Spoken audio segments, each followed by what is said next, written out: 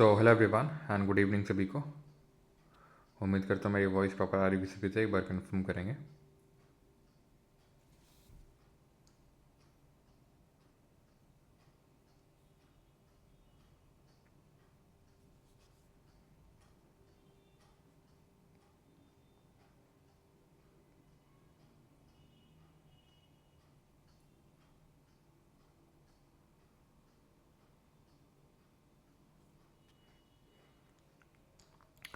चलिए, तो आज हम लोग का लेक्चर नंबर 3 रहने वाला है। पहला क्वेश्चन आपकी स्क्रीन पे करिए ज़रा इसको, ये हिंदी में रहा क्वेश्चन। गुड आफ्टरनून सभी को। Prince, Krishna, Avantika, Aditya, Vishali, Sagar.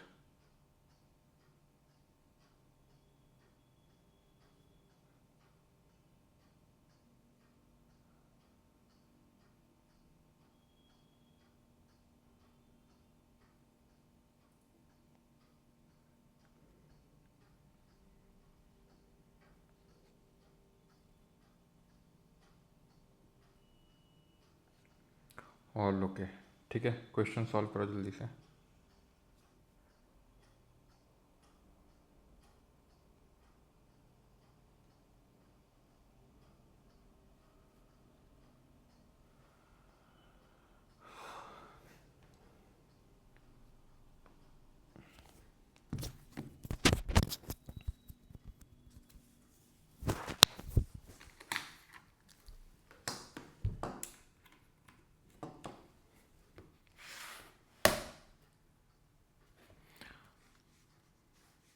So the question is, consider the following statement regarding the landforms created by a river system across its stages.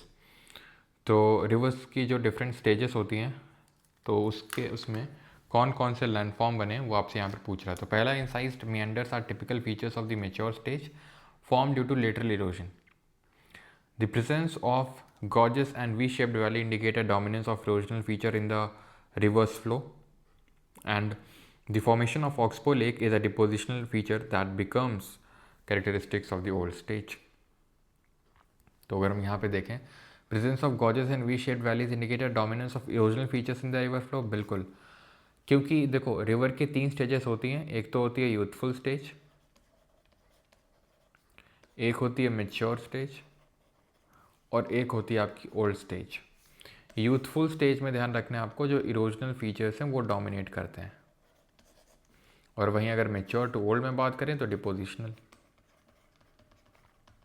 क्योंकि यहाँ पर जो रिवर होती है उसकी स्पीड बहुत ज़्यादा होती है, वेलोसिटी बहुत ज़्यादा होती है, जिसकी वजह से, ठीक है, वॉइस तो आ रही है ना?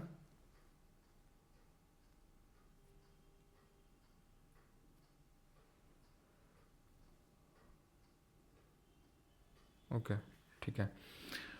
तो यहाँ पे क्या होता है, रिवर की वेलोसिटी बहुत ज़्यादा होने की वजह से काइनेटिक एनर्जी बहुत ज़्यादा होती है, जिसकी वजह से यहाँ पर इरोजन होता है। अब इरोजनल लैंडफॉर्म्स क्या क्या बनते हैं वो हम यहाँ पे समझने का प्रयास करते हैं, ठीक है। तो इरोजनल लैंडफॉर्म में वी शेप्ड वैली, ठीक है, gorges, canyons, waterfall, rapids, pothole, plunge pools, ये सारे क्या आपके इरोजनल लैंडफॉर्म्स हैं। जिसमें गॉर्जेस और कैनियन में मेन डिफरेंस क्या है कि वी शेप्ड वैली तो इस तरीके से होती है, वी शेप में गॉर्जेस स्टीप वॉल्स होती हैं। कैनियन की अगर बात करें कुछ इस तरीके से होता है, जिसमें कि जो उसकी वॉल्स होती हैं वो स्टेप लाइक होती हैं, step like walls. Then waterfall तो आप जानते ही हैं। रैपिड क्या होता है, तो जब अंडरलाइंग सॉफ्ट रॉक होती है, जैसे वाटरफॉल क्या होता है कि इस तरीके से, आपको पता है झरना क्या है एक्चुअल में, यहाँ पर क्या होता है, सॉफ्ट रॉक होता है, वो धीरे धीरे इरोड होता जाता है, जिसकी वजह से पानी सीधा नीचे गिरता है, और जहाँ पे गिरता है वहाँ पे प्लंज पूल क्रिएट करता है। अब जब ये रास्ते में चल रहा था, तो ये छोटे छोटे जो गड्ढे बनाएगा उनको पॉटहोल बोलते हैं, और रैपिड ये इस तरीके के कुछ ऐसे टेरेसेस टाइप बन जाते हैं, उनको बोलते हैं रैपिड्स। अगेन वही सॉफ्ट रॉक की वजह से होता है, जिसमें कि हार्ड और सॉफ्ट रॉक एकदम होती है, जिसकी वजह से, जैसे ये हार्ड रही होगी तो इसका इरोजन नहीं हुआ, यहाँ पर सॉफ्ट होगी थी तो उसका इरोजन हो गया, ठीक, इस तरीके से। राइट, तो यहाँ पे अगर बात करेंगे तो तीसरा जो स्टेटमेंट है, the formation of oxbow lake is a depositional landform, ये भी आपका बिल्कुल सही है। एंड टॉकिंग अबाउट जो आपकी इंसाइज्ड या फिर एंट्रेंच्ड मियांडर बनती है, इंसाइज्ड या फिर एंट्रेंच्ड मियांडर बनती है, ये साइडवेज इरोजन की वजह से नहीं बनती है, ये सीधा वर्टिकल जो इरोजन होता है, जो हेडवर्ड इरोजन होता है, ठीक है, जो सीधा नदी काटती है उसको बोलते हैं आपका वर्टिकल इरोजन। लेटरल नहीं होगा, क्योंकि अगर आप देखो तो मियांडर क्या होता है, जहाँ पे रिवर कुछ इस तरीके से चले, थोड़ा सा कर्व शेप में चले, ये जनरली रिवर मियांडर करती है अपने मेच्योर टू ओल्ड स्टेज में। लेकिन झेलम एक ऐसी रिवर है जो अपने यूथफुल स्टेज में भी म्यांडर करती है, आपको पता होगा ये। तो इंसाइज्ड म्यांडर एक्चुअल में वो नहीं है जो प्लेन्स पे जाके बनता है, फ्लड प्लेन में जो आपका मेच्योर टू ओल्ड स्टेज में जाके बनता है, वो ये ठीक है, यहाँ पे भी कर्व करती है, लेकिन जो माउंटेन्स में अगर वो जो घूम रही है, माउंटेन के बीच में ही वो घूम रही है, उसको बोलते हैं इंसाइज्ड या एंट्रेंच्ड मियांडर। ये एक इरोजनल लैंड फॉर्म है इंसाइज्ड या एंट्रेंच्ड मियांडर। वहीं ये जो नॉर्मल मियांडर बनती है फ्लड प्लेन्स में, उसको हम इवन लैंड फॉर्म तक कंसिडर नहीं करते हैं, क्योंकि वो एक कोई ऐसा इरोजन है डिपोजिशन से नहीं बना है, बल्कि एक चैनल पैटर्न होता है वो मेंडर की अगर बात करें। तो यहाँ पर जो सही आंसर होगा that would be 2 and 3, option number B. Okay, option number B यहाँ पे सही आंसर होगा। अगला क्वेश्चन करिए, सेकंड नंबर।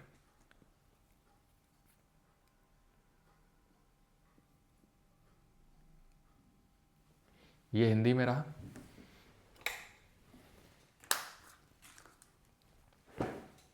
चलिए, so weathering is not a prerequisite for the mass movement though it aids the process. बिल्कुल बात सही है कि वेदरिंग जो है प्री रिक्विजिट नहीं है मास मूवमेंट के लिए, यानी कि ऐसा नहीं है कि अगर वेदरिंग नहीं होगी तो मास मूवमेंट भी नहीं होगा, ऐसा नहीं है, ठीक है। तो ये बात बिल्कुल सही है। The main force involve in mass movement is gravity. Mass movement में जो मेन फोर्स इन्वॉल्व है वो ग्रेविटी है, which acts on all material whether weathered और अनवेदर्ड। यानी कि ये रीज़न जो है वो एशर्सन को सही एक्सप्लेन कर रहा है, क्योंकि weathering is not a prerequisite for mass movement का मतलब ये है कि मास मूवमेंट होने के लिए वेदरिंग का होना ज़रूरी नहीं है। क्यों? क्योंकि वेदरिंग का मतलब होता है चट्टान का टूटना, रॉक का डिसइंटीग्रेट होना, that is called as weathering. जो अलग अलग तरीके से हो सकती है, जिसमें हम फिजिकल वेदरिंग रखते हैं, केमिकल वेदरिंग रखते हैं और बायोलॉजिकल वेदरिंग रखते हैं। उसमें भी देन टाइप्स आ जाते हैं, जैसे कि अगर मैं फिजिकल वेदरिंग की अगर बात करूँ, ठीक है, अगर मैं फिजिकल वेदरिंग की बात करूँ तो इसमें क्या आ जाता है आपका, इसमें एक तो सॉल्ट वेदरिंग आ जाएगा, ठीक है, फ्रॉस्ट वेजिंग आ जाएगा, ठीक, देन अनलोडिंग एंड एक्सपेंशन आ जाएगा, अनलोडिंग एंड एक्सपेंशन, या फिर टेम्परेचर चेंजेस, जिसकी वजह से क्या होता है, जिसकी वजह से डोम्स क्रिएट होते हैं, जिनको कि हम एक्सफोलिएशन डोम्स बोलते हैं, एक्सफोलिएशन या फिर एक्सफोलिएटेड डोम्स बोलते हैं उनको हम, जहाँ पर ऊपरी लेयर जो है रॉक की वो वेदर्ड हो चुकी है, पूरी हट चुकी है, that is called as exfoliation. Chemical weathering की जब हम बात करते हैं ना, तो यहाँ पे मैं लिख देता हूँ, ठीक है। सो अगर मैं केमिकल वेदरिंग की बात करता हूँ तो इसमें क्या क्या आता है, इसमें आपका आता है हाइड्रेशन। हाइड्रेशन क्या होता है, जैसे फॉर एग्जांपल जिप्सम, आपको पता होगा जिप्सम क्या होता है, कैल्शियम सल्फेट, या फिर हम अगर मैं बात करूँ सिंपल, ये क्या है, कैल्शियम सल्फेट है, एनहाइड्रस बोलते हैं इसको, यानी इसमें पानी नहीं है। अगर ये पानी अट्रैक्ट कर लेगा तो ये जिप्सम बन जाएगा, that is called as hydration. Oxidation, reduction, solution, ठीक है, ये सब केमिकल वेदरिंग के पार्ट होते हैं। सोल्यूशन आपको वहाँ पे देखने को मिलेगा जहाँ पर रॉक सॉफ्ट होती है, जैसे कि लाइमस्टोन हो गया, डोलोमाइट हो गई, रॉक सॉफ्ट होती है। एंड बायोलॉजिकल में ऐसे टाइप्स नहीं होते हैं। बायोलॉजिकल वेदरिंग का मतलब है कि जैसे कि छोटे छोटे जो जीव जंतु होते हैं, जैसे कि रैट्स हो गए, अर्थवॉर्म्स हो गए ये, या फिर जो पेड़ पौधे होते हैं वो अपनी रूट से इरोजन वेदरिंग करते हैं, उसको हम बोलते हैं बायोलॉजिकल वेदरिंग। अब ग्रेविटी जो है वो ये नहीं देखती कि रॉक टूटी है नहीं टूटी, वो सब पे सेम तरीके से एक्ट करती है। तो इसीलिए हम बोलते हैं कि weathering is not a prerequisite for mass movement, though it aids the process, मतलब सहायता करती है। कैसे सहायता करती है, अगर जैसे रॉक कोई डिसइंटीग्रेट होगी, टूट गई, तो उसके गिरने के चांसेस ज़्यादा रहेंगे, तो उसने एड कर दिया। तो ऑप्शन नंबर ए आंसर होगा यहाँ पे। Consider the following statement in the context of glacial and karst landforms. बताइए, 3 स्टेटमेंट दिए आपको यहाँ पे लैंडफॉर्म्स पे, आपको बताना है कौन सा सही है। ये इंग्लिश में है आपका और ये हिंदी में है क्वेश्चन। करेंगे जरा क्वेश्चन को, पॉज करके करिए क्वेश्चन को, ठीक है। मुझे एक इमेज लगानी थी, उसको मैं लगा लेता हूँ पहले।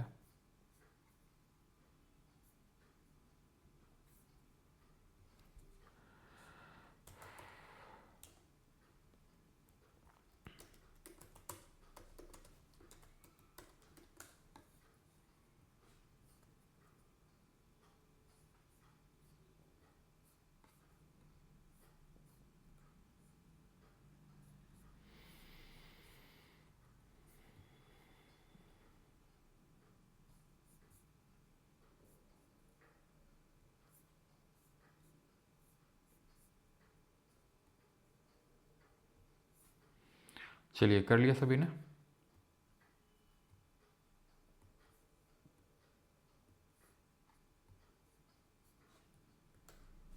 तो ग्लेशियर की वजह से बनने वाले लैंडफॉर्म्स को पहले हम यहाँ पे समझते हैं। सबसे पहला लैंडफॉर्म तो इरोजन वाले देखते हैं। तो जब भी यहाँ पे कोई भी ग्लेशियर होता है तो ऐसे सरक सरक के आता है, तो क्या बन जाता है, सर्क बन जाता है यहाँ पे। ठीक है, सरक सरक क्या है तो सर्क बन गया। ऐसे ये भी सर्क बन गया, ये भी सर्क बन गया। अब जब यहाँ से सरका, यहाँ से सरका, यहाँ से सरका, तो बीच में जो डिवाइड, जो उठा हुआ डिवाइड है, इसको क्या बोलेंगे, यहाँ से भी गया, वहाँ से भी गया, यहाँ से भी गया, तो बीच में ये लाइन सी बन जाएगी, बीच में ऐसा डिवाइड सा उठा हुआ भाग बन जाएगा, जिसको कि हम अरीट बोलेंगे या फिर सेरेटेड रिज बोलेंगे। अरीट या फिर सेरेटेड रिजेस। ओके, यहाँ पर अगर पानी भर जाएगा, ठीक है, जैसे ग्लेशियर वगैरह मेल्ट हुआ उसकी वजह से, तो उसको बोल देंगे क्या, टान लेक्स बोल देते हैं हम, टान या टान लेक्स। ओके, अब जैसे ये यहाँ पर इस तरीके से उठा हुआ भाग बना, यहाँ से उठा हुआ भाग बना, यहाँ से उठा हुआ भाग बना, ऐसे करके उठा हुआ भाग ये पॉइंटेड समिट बन जाएगा, जिसको हॉर्न बोलेंगे। सो अरीट है, हॉर्न है, टान लेक है आपका। ओके, सर्क जो है, सरक सरक के यहाँ पे जो पानी भर गया वो आपका सर्क हो गया। अब ये तो हो गया कि हमारा ये इरोजनल लैंडफॉर्म्स बन रहे हैं। देन ये इस तरीके से यहाँ पर गिरेगा ग्लेशियर, यहाँ पे गिरेगा ग्लेशियर, यहाँ पे गिरेगा, यहाँ पे गिरेगा। तो ये जो वैलीज़ हैं, ये वैलीज़ हैंगिंग वैली कहलाएंगी। और ये मेन वैली है जो जो यू शेप में बनी है, देखो, तो ये यू शेप में बनी है वैली, आप ये देख पा रहे हैं। जब ये आगे जाएगी तो यू शेप्ड वैली पूरी आगे बनती जाएगी। और आगे ही अगर समुद्र होगा पास में, तो अगर इसमें पानी डिपॉजिट हो जाएगा और अगर लेक बनेगा तो उसको बोलेंगे जॉर्ड। ठीक है, जॉर्ड, FJORD। ठीक है, तो या फिर इसको फियॉर्ड भी बोलते हैं, फियॉर्ड, जॉर्ड, जो भी बोलो, फियॉर्ड। तो यहाँ पर अगर ये फियॉर्ड तब बनता है जब कोई ग्लेशियर लैंडफॉर्म या फिर जो भी हमारा ये ग्लेशियर लैंडफॉर्म्स बन रहे हैं ये सी के पास बने। तो सी का पानी यानी समुद्र का पानी अगर बन जाएगा तो फियॉर्ड बनेगा ये तो इरोजनल हो गया। डिपोजिशनल में ही यहाँ पर बन जाएंगे आपके लेटरल मोरेन्स। ठीक है, यहाँ पर अगर आपके बन जाएंगे क्या, यहाँ पे आपके बन जाएंगे लेटरल मोरेन्स साइड साइड में। ठीक है, लेटरल मोरेन्स बन जाएंगे यहाँ पर, बीच में एस्कर्स बन जाएंगे, एस्कर्स, लेटरल मोरेन, एस्कर्स। और इस तरीके का जो आकृति है वो उसको बोल देते हैं ड्रमलिन। इस तरीके का जो आकृति बनेगा उसको बोलेंगे drumlin. So a tarn is a small lake found in cirque which is created at the head of the glacier valley. बताओ क्या ग्लेशियर वैली के हेड पे क्रिएट होता है ये। देन दूसरा है ऑल केव्स। अब ये आपका आ गया जो ग्राउंड वाटर वाला लैंडफॉर्म है, उस पर all caves deposits in karst topography such as stalactite and stalagmite are erosional features of ground water. तो क्या इरोजनल और वो होते हैं? बिल्कुल नहीं यार, सिंपल सी बात है। स्टैलेक्टाइट क्या होता है? स्टैलेक्टाइट वो होता है जो सीलिंग से लटक रहा होता है, उसको स्टैलेक्टाइट बोलते हैं। स्टैलेग्माइट क्या होता है? जो रेज करता है फ्रॉम द फ्लोर, जो फ्लोर से रेज होता है उसको स्टैलेग्माइट बोलते हैं, जो ऊपर से लटकता है उसको स्टैलेक्टाइट बोलते हैं। ठीक है, सब कुछ आपको रिकॉल हो रहा होगा जो आप रिवाइज करके हैं। और अगर दोनों कनेक्ट हो जाएंगे तो क्या बनेगा जरा बताइए। तो ये डिपोजिशनल होता है। कास्ट टोपोग्राफी क्या होती है? तो ये जो ग्राउंड वाटर की वजह से जो लैंडफॉर्म्स बनते हैं, जो ग्राउंड वाटर की वजह से लैंडफॉर्म्स बनते हैं उनको कास्ट टोपोग्राफी बोलते हैं। और ग्राउंड वाटर के लैंडफॉर्म कहाँ पर बनते, और कास्ट ही क्यों बोलते हैं? क्योंकि मेडिटेरेनियन या फिर एड्रियाटिक सी के पास का जो रीजन है वहाँ पर एक कास्ट, उसको बोलते हैं कास्ट रीजन। वहाँ पर जो चट्टानें मिलती हैं जैसे कि लाइमस्टोन और डोलोमाइट, जो कि बहुत ही फेवरेबल होती हैं कास्ट टोपोग्राफी के फॉर्मेशन के लिए, तो ये यहाँ पे आपको देखने को मिलती हैं। A fjord is a glaciated valley that has been subsequently flooded by sea water. Yes, बिल्कुल ठीक। तो फ्लडेड है सी वाटर से, और ये भी आपका सही होगा। तो आंसर होगा ऑप्शन नंबर C 1 और 3। अगला सवाल करेंगे, with reference to the processes shaping the earth surface consider the following.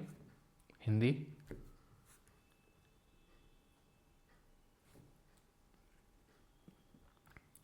यहाँ पे मैंने आपको डिपोजिशनल में क्या लिखवाए थे, मैं एक बार फिर से लिखवा देता हूँ। डिपोजिशनल लैंडफॉर्म्स कौन कौन से हैं ग्लेशियर की वजह से?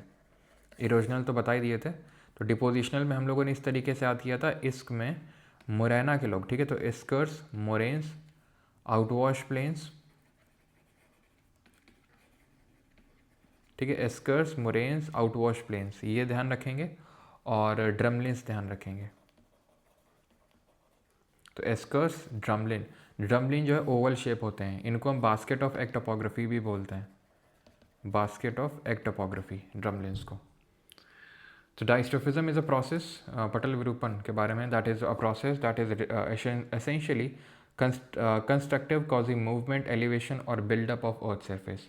बात बिल्कुल सही है। डाइस्ट्रोफिज्म का मतलब है जहाँ पे चीज़ें बिल्डअप होती हैं, चीज़ें बनती हैं, ठीक है। यहाँ पर मेजर जो रोल होता है वो होता है किसका, एंडोजेनिक फोर्सेस का, ठीक है। Gradation is the wearing down of relief features primarily an exogenic process. तो ग्रेडेशन का मतलब वही है, सिंपल इरोजन। इरोजन तो सिर्फ नहीं बोल सकते हैं, लेकिन हाँ विदरिंग, इरोजन सब आ जाते हैं ग्रेडेशन प्रोसेस में। ग्रेडेशन का मतलब है डाइस्ट्रोफिज्म का जस्ट उल्टा। डाइस्ट्रोफिज्म में चीज़ें बनती हैं, ग्रेडेशन में चीज़ें बिगड़ती हैं, ठीक है, या फिर टूटती फूटती हैं। ये चीज़ आपको ध्यान रखना है। Then the ultimate source of energy driving the geomorphic process of radioactive decay is the sun. तो जो भी आपकी अल्टीमेट सोर्स ऑफ एनर्जी है, जो भी बाकी जियोमॉर्फिक प्रोसेसेस होते हैं of radioactive decay, okay.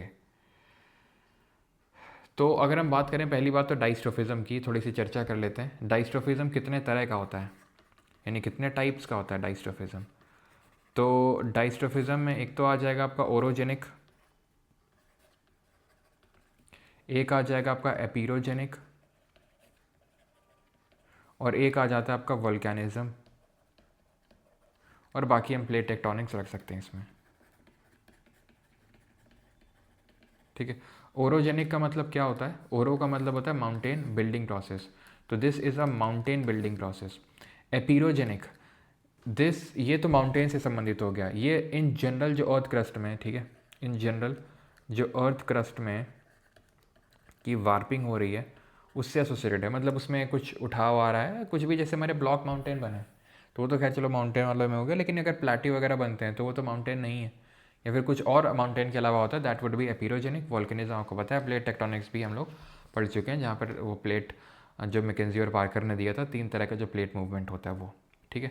तो दूसरे दो तो सही है, लेकिन ये बिल्कुल गलत है कि ultimate source of energy radioactive decay के लिए हिस्सा है। रेडियो एक्टिव डीके के लिए हिस्सा नहीं है। जो हमारे जितने भी एक्सोजेनिक प्रोसेस होते हैं, एक्सोजेनिक प्रोसेस मतलब जितने भी ग्रेडेशन वाले प्रोसेस होते हैं, किस वजह से होते हैं, तो रिवर की वजह से होंगे, ग्लेशियर की वजह से होंगे, विंड की वजह से होंगे। तो जितने भी फैक्टर्स होते हैं ये सब आपके कहाँ से ओरिजिनेट होते हैं, एक तरह के सन से ओरिजिनेट होते हैं। तो आंसर होगा option number C, 1 and 2 only, okay. Fifth करिए, regarding the classification of weathering and its associated mechanisms consider the following statements. अपक्षय और उससे संबंधित तंत्रों के वर्गीकरण के संबंध में निम्नलिखित कथनों पर विचार कीजिए। पॉज करिए इसको, जो लोग हिंदी मीडियम वाले स्टूडेंट्स हैं।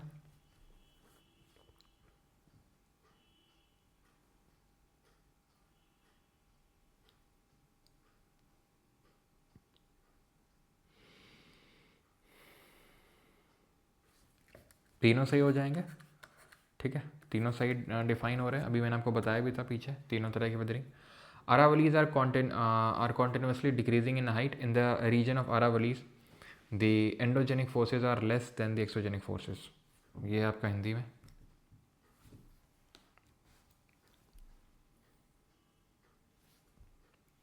Okay, Aravallis are continuously decreasing. और आप में से कितने लोग वो मेंटोरशिप वाला ग्रुप है उसमें ज्वाइंट है, उसमें जो मेंटोरशिप वाला है। अरावलीज आर, ठीक है,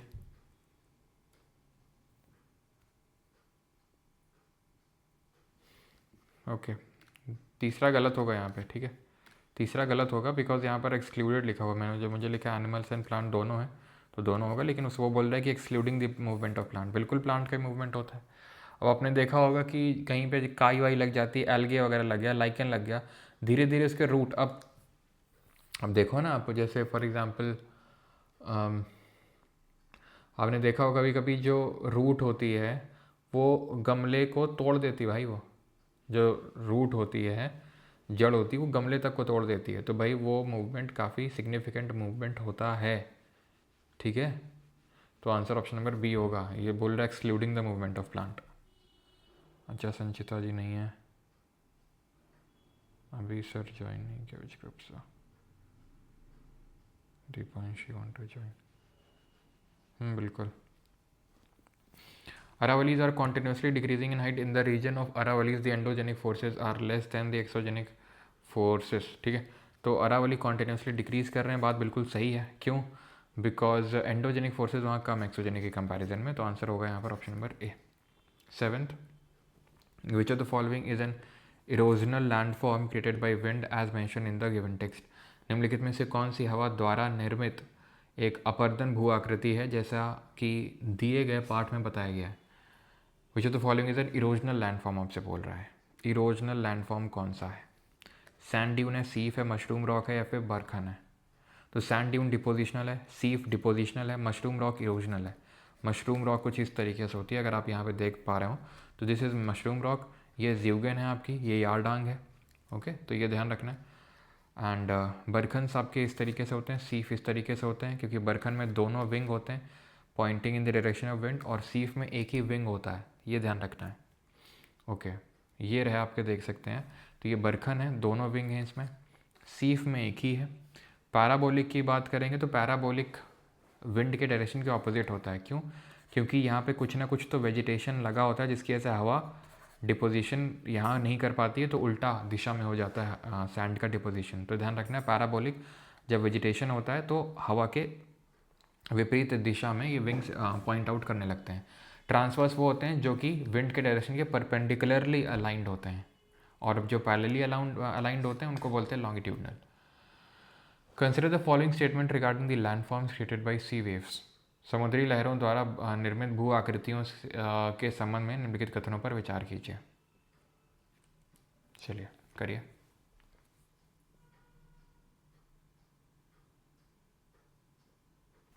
और साथ ही साथ आप बताना कि और कौन से लैंडफॉर्म्स होते हैं जो जो विंड के ऐसे क्रिएट होते हैं। तो विंड के ऐसे जो क्रिएट होते हैं उनको हम एओलियन लैंडफॉर्म्स बोलते हैं।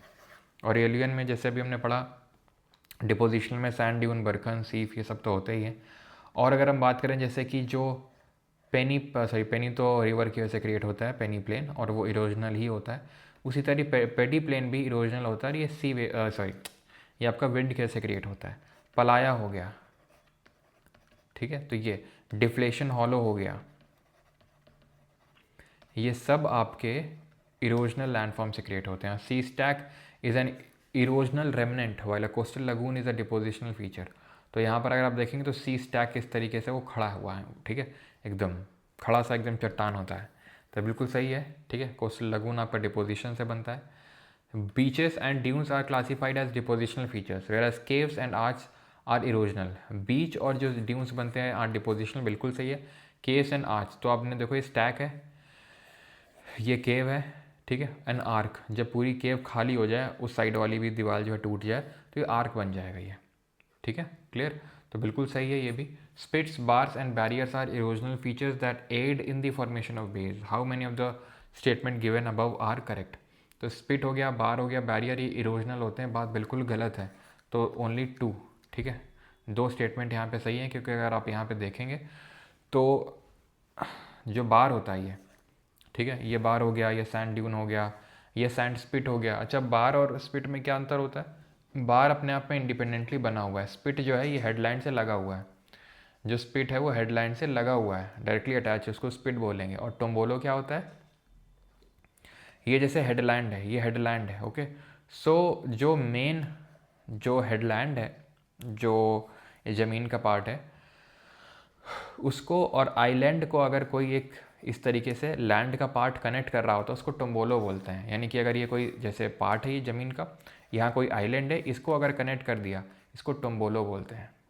ये आपका बार बन गया। अगर ये बार हेडलाइन से कनेक्टेड है तो इसको हम क्या बोल देते हैं? स्पिट बोल देते हैं, ठीक है। तो चीज़ ध्यान रखना। तो answer option number B, only 2। 9th, weathering is an in situ process that involves the breaking of rocks. The materials broken down by weathering are transported away through the process of erosion, which is an ex situ process.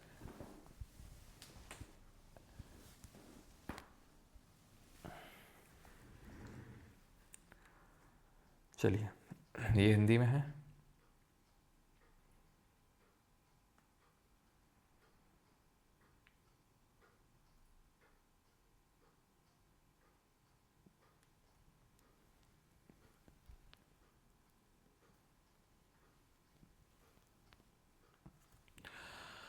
So, weathering is an in situ process that involves the breaking of rocks. Yes, it is, ठीक है।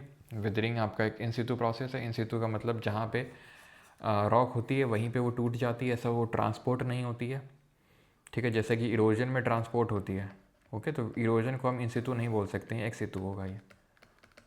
और इसमें जो main driving force होता है that is kinetic energy. अगर बात करें इसमें ग्रेविटेशनल या मॉलिकुलर जो स्ट्रेस होता है वो रिस्पॉन्सिबल होता है, इरोजन में काइनेटिक एनर्जी होती है, और मास मूवमेंट में ग्रेविटी होती है। The materials broken down by weathering are transported away through the process of erosion which is an ex situ process. ये भी सही है, ठीक है, लेकिन उसका सही एक्सप्लेनेशन नहीं है वो, क्योंकि सही एक्सप्लेनेशन तब होता है शर्सन का जब वो बता रहा होता है कि इन सितु क्यों है वेदरिंग, लेकिन वो तो दूसरी चीज़ के बारे में बात करने लगा जो अपने आप में सही है, लेकिन वो सही एक्सप्लेनेशन नहीं है, ठीक है। ओके, अगला है विच of the following is a fast mass movement. तो इनमें से फास्ट तेज बृहद संचलन कौन सा है? तो मास मूवमेंट की अगर बात करें तो दो तरह के होते हैं, एक तो रैपिड और एक स्लो, ठीक। रैपिड में अगर बात करेंगे तो अर्थ फ्लो, ओके, मड फ्लो, ये आता है। वहीं स्लो में अगर बात करेंगे तो क्रीप, सॉलिफ्लक्शन, ठीक है, ये आते हैं। बाकी इसी में आप लैंडस्लाइड, एवलांच, ये भी रख सकते हो, ठीक है। सो क्रीप में क्या होता है, धीरे धीरे धीरे धीरे वो मूव कर रहा है। सॉलिफ्लक्शन, सॉलिफ्लक्शन आप समझ सकते हो, ये भी एक तरीके का बहुत ही बहुत बहुत बहुत स्लो मूवमेंट होता है, लेकिन ये आपको देखने को मिलेगा जो परमाफ्रॉस्ट रीजन होते हैं, जो परमाफ्रॉस्ट रीजन होते हैं जहाँ पर बर्फ़ जमी होती है। तो होता ये है कि बर्फ़ के जो ऊपर जब धूप पड़ती है तो ऊपर की बर्फ़ पिघल जाती है, तो वो पिघल के उसी के साथ ही बह जाती है, लेकिन नीचे तो क्योंकि जमा हुआ है तो वो वहीं रह जाता है। तो इस तरीके से होता है इसमें, okay. And earth flow mud flow में क्या, मड फ्लो में ध्यान रखना ये थोड़ा सा ज़्यादा तेज में बहता है अर्थ फ्लो के कंपैरिजन में। ये in absence of vegetation cover, यहाँ पर कीवर्ड है ध्यान रखना, in absence of vegetation cover, ये मड फ्लो में होता है, ठीक है। सो मास मूवमेंट फास्ट कौन सा है, creep, solifluction, no, earth flow, okay. Consider the following pairs of landforms and the agent responsible for their formation, how many of the above pairs are correctly matched. तो कितने सही matched है हमको बताना है। तो लैंडफॉर्म और एजेंट लिखा हुआ है। एलुवियल फैन की अगर बात करेंगे तो ये रिवर बनाती है, बिल्कुल सही बात है। तो जब रिवर आती है, ठीक है, बेस या फिर फुटहिल, ये जो गिरिपद होता है फुटहिल पे आती है माउंटेन के, तो अपना पूरा जो डिपोजिशन इस तरीके से कर देती है एलुवियल सॉइल का, ठीक है। तो एलुवियल फैन रिवर के द्वारा बनता है, बिल्कुल ही बात सही, और डिपोजिशनल है ये। लेपीज विंड नहीं बनाती, जरा बताइए कौन बनाता है, ड्रमलिन ग्लेशियर बनाते हैं, बिल्कुल, अगर आपको याद हो इस तरीके का बास्केट ऑफ टोपोग्राफी। तो यहाँ पर लेपीज कौन बनाता है, लेपीज बनाती हैं आपकी जो ग्राउंड वाटर होता है, यानी कि जो आपका कार्स्ट टोपोग्राफी होता है। अब लेपीज होती क्या हैं, तो ऊपर जो लाइमस्टोन और डोलोमाइट रॉक होती हैं वो इस तरीके से, क्योंकि पहले इस तरीके से थी, लेकिन धीरे धीरे ये रोड हो गया, ये रोड हो गया, ये रोड हो गया, तो इस तरीके से इरोजन होता रहता है। और वो सिर्फ ऐसी खड़ी हुई ऐसे नहीं, मतलब स्टिक्स सी, जैसे वो पहले आइसक्रीम आया करती थी, तो उस तरीके से ये दिखने लगती हैं, ठीक है। तो यहाँ पर दूसरा वाला गलत हो जाएगा, यानी ऑल फोर तो नहीं होगा और ओनली वन भी नहीं होगा, यानी ये दो ऑप्शन तो गए आपके। बट की अगर बात करेंगे तो ये सी वेव्स नहीं क्रिएट करती हैं, it is actually a landform created by the wind. ये डेजर्ट में क्रिएट होते हैं ये, ठीक है। विंड के ऐसे जितने भी लैंडफॉर्म्स होते हैं वो डेजर्ट में देखने को मिलते हैं, बिकॉज डेजर्ट में से घर वर नहीं होते हैं, तो विंड की स्पीड काफ़ी तेज़ होती है और उसका इरोजन और डिपोजिशन दोनों ही काफ़ी सिग्निफिकेंट होता है। तो आंसर हो जाएगा option number B, only 2, okay. तो यहाँ पर आप देख सकते हैं कि ये रिवर है, ये रिवर किस तरीके से जब फुटहिल पे आएगी तो पूरा एलुवियल फैन यहाँ पे बना देगी। बाकी ये जो आप ये देख रहे हैं इस तरीके से जो घूम रही है, मेंडरिंग बोलते हैं इसको, ये रिवर का यूथफुल स्टेज है यहाँ पे, देन ये मेच्योर स्टेज है, देन ये ओल्ड स्टेज है जहाँ पर आपको ये ऑक्सबो लेक वगैरह देखने को मिल रहा है, ठीक है। चलो, एशिया का लार्जेस्ट ऑक्सबो लेक कौन सा है? लेवी भी आपका डिपोजिशनल लैंडफॉर्म है। आपका इसी तरीके से ब्रेडेड चैनल भी आ जाता है, रिवर का एक डिपोजिशनल लैंडफॉर्म है। ब्रेडेड चैनल हो गया, लेवी हो गया, ठीक है, फ्लड प्लेन्स हो गए, या फिर एलुवियल फैन हो गए। चलो, which of the following landforms are exclusively erosional in nature created by their respective geomorphic agents. Exclusively erosional है नेचर में, ये आपसे पूछा गया है। और रिस्पेक्टिव उनका मतलब इरोजनल कौन सा है, सिंपल आपको ये बताना है। वाटरफॉल इरोजनल है, बिल्कुल है, अभी हमने देखा था, ठीक है, कि वाटरफॉल हो गया, रैपिड हो गया, पॉट होल हो गया, प्लंज पूल हो गया, आपका वी शेप्ड वैली हो गया, गॉर्जियस हो गया, कैनन हो गया, तो ये सब आते हैं आपके उसमें। ये इवेंट जो आपके रिवर टेरेसेस होते हैं वो आ जाते हैं इसी में। क्लिफ क्लिफ जो है सी वेव के से बनता है, ठीक है, सी वेव के से बनता है, जो यहाँ पर आपको दिखाया गया था ये वाला।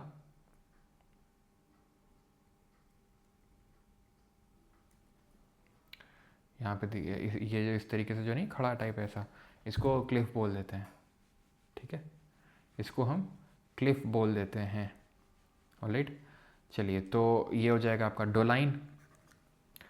डोलाइन किस में आता है? एस्कर, ड्रमलिन, मोरेन्स, डोलाइन है ये। लगून और हॉर्न। सर इसमें नहीं, पूरा ही कवर्ड है इसमें, ठीक है। तो डोलाइन क्या होता है? डोलाइन भी आपका जो ग्राउंड वाटर लैंडफॉर्म होता है, याद है आपको? सिंक होल, सिंक होल, फिर ये कोलैप्स हो रहा था तो कोलैप्स सिंक बन रहा था, बड़ा गड्ढा, ठीक। देन ये अगर गड्ढे आपस में मिल रहे थे, ठीक है, तो वो बड़ा सा डोलाइन बन रहा था। देन अगर ये पूरा इस तरीके से सारे डोलाइन मिल गए तो उवाला बन रहा था, यानी कि सिंक होल हो गया।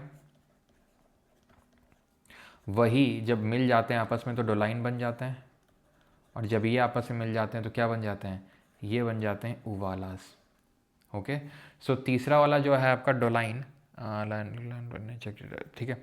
तो ये आपका पहली बात तो इरोजनल है, ये भी बिल्कुल बात सही है। लगून की बात करेंगे, डिपोजिशनल है, अभी हमने देखा था। और हॉर्न अगर आप देख रहे होंगे तो ये ग्लेशियर की वजह से बन रहा था, और ये भी डिपॉजिट की वजह से तो नहीं बन रहा था, इरोजन की वजह से ही बन रहा था। तो यहाँ पर 1 2 3 5 आंसर हो जाएगा ऑप्शन नंबर ए। ओके, अच्छा एक चीज़ ध्यान रखना, जैसे लेपीज़ मैंने आपको समझाया, तो लेपीज़ की तरह ही आपका लाइमस्टोन पेवमेंट भी होते हैं। जैसे ये आपका लेपीज़ है, इस तरीके से लंबा सा पूरा प्लेटफॉर्म जो बनेगा टोपोग्राफी, तो उसको लाइमस्टोन पेवमेंट बोलते हैं। वो भी इरोजनल लैंडफॉर्म होगा ग्राउंड वाटर का। Landslide are classified as a type of fast mass movement. Mass movement is the process of erosion, transportation of material through the driving force of kinetic energy. Hindi में ये रहा आपका। भूस्खलन को एक प्रकार के तेज जन आंदोलन के रूप में जाना जाता है। तो पहला वाला अगर हम बात करेंगे, landslides are classified as a type of fast mass movement, this is absolutely true, ठीक है, ये बिल्कुल फास्ट मूवमेंट है। Mass movement is the process of erosion and transportation of material through the driving force of kinetic energy. तो kinetic energy की वजह से चलते हैं, बिल्कुल बात गलत है, क्योंकि मास मूवमेंट में जो ड्राइविंग फोर्स होता है वो ग्रेविटी होता है, ना कि काइनेटिक एनर्जी होता है, ठीक है। काइनेटिक एनर्जी आपका इरोजन में होता है। तो असर्शन तो ट्रू है बट रीज़न फॉल्स है। Consider the following statement regarding the troposphere. तो क्षोभ मंडल के संबंध में निम्नलिखित कथनों पर विचार करें। Okay, so the lapse rate where temperature decreases with height at 6.5 degrees is primarily caused by terrestrial radiation being less opaque to long wavelength radiation than insolation is too short wavelength radiation। बताइए, करिए जल्दी से।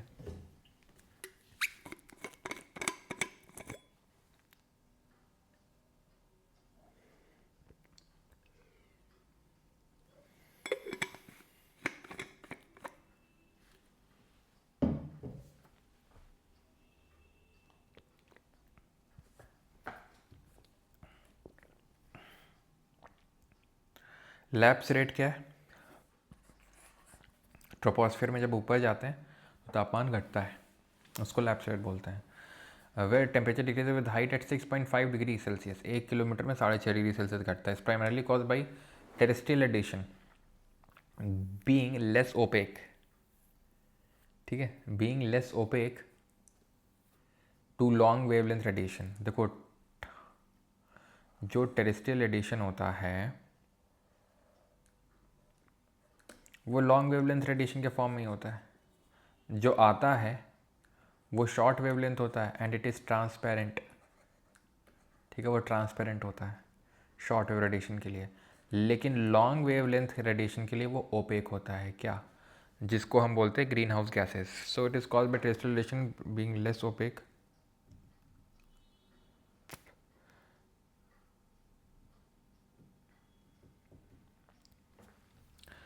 इसका formation statement का कुछ तो गलत है इसमें, ठीक है, इसमें तो ग्रीन हाउस गैसेस की बात होनी चाहिए ना। फर्स्ट 1000 को नहीं किया था आरती जी, 840 हुए इसमें और 840 ही रहेंगे इसमें, हैं। The mean height of troposphere is approximately 13 kilometre being highest at equator and lowest at poles, बिल्कुल सही है। लेकिन अगर आप ट्रोपोपॉज वो पर्टिकुलर लेयर है जहाँ से ट्रोपोस्फियर ख़त्म होता है, स्ट्रेटोस्फियर शुरू होता है। तो ट्रोपोपॉज पे इक्वेटर में ज़्यादा माइनस में होगा टेम्परेचर या फिर पोल्स पे, बताइए। और इक्वेटर इतना ऊपर तक क्यों है? क्योंकि जो कन्वेक्शन करंट है वो बहुत ऊपर तक जाते हैं, क्योंकि जो हीट है इक्वेटर पे वो ज़्यादा ऊपर तक ट्रांसपोर्ट होती है as compare to poles. Horizontal transfer of heat such as loo occurs only in the stratosphere and mesosphere, not in the troposphere. बिल्कुल ही गलत स्टेटमेंट है, गलत है, यानी दो जो है अपने आप सही हो गया। पहले को हम सही मान लेते हैं, मतलब इसका क्योंकि थोड़ा सा फॉर्मेशन तो इसका गलत है। It is caused by terrestrial radiation being less opaque to long wavelength. भाई टेरेस्ट्रियल रेडिएशन और लॉन्ग वेवलेंथ एक ही बात है भाई, एक ही बात है। वो टेरेस्ट्रियल जो रेडिएशन है वो लॉन्ग वेवलेंथ के लिए कम ओपेक है। या फिर हम ये बोलें कि ग्रीन हाउस जो गैसेज हैं जो ट्रोपोस्फियर में वो जो है ओपेक हैं वो लॉन्ग वेवलेंथ के लिए। शॉर्ट वेवलेंथ तो आता है, लॉन्ग वेवलेंथ जो है जा नहीं पाता है, क्योंकि वो टकराने के बाद ये तो जो हो गया आपका इंसोलेशन हो गया। ये है टेरेस्ट्रियल रेडिएशन जो टकरा के वापस आता है। जब टकरा के वो वापस आता है तो वो लॉन्ग वेवलेंथ के फॉर्म में होता है, वो काफ़ी ओपेक होता है, यानी सनलाइट को वो कैप्चर कर लेता है, हीट को कैप्चर कर लेता है, जिससे कि हमारा एटमॉस्फेयर गर्म होता है, जिसको हम ग्लोबल वार्मिंग बोलते हैं। ठीक, तो यहाँ पर ध्यान रखना इक्वेटर पे ज़्यादा, जैसे कि यहाँ पर लगभग -60 डिग्री सेल्सियस टेम्परेचर होगा, तो पोल्स पे हो सकता है सिर्फ -40 या -50 हो। क्यों? क्योंकि इक्वेटर की आप हाइट भी तो देखो, 18 किलोमीटर तक ऊपर है वो। ठीक है, तो ये ध्यान रखना है आपको। ये कुछ हमारी लेयर्स हैं ट्रोपोस्फियर, जिसमें ट्रोपोस का मतलब होता है रीजन ऑफ मिक्सिंग। जितने भी हमारे वेदर फिनोमिना है, मौसमी घटनाएं, सारी यहीं पे होती हैं ट्रोपोस्फियर में। Okay, the mesosphere is the coldest layer of the atmosphere and is the region where meteors generally burn up. In the mesosphere temperature decreases with increasing altitude due to the low density of air and the absence of an ozone layer to absorb ultraviolet radiation। ये रहा आपका हिंदी में question, करिए।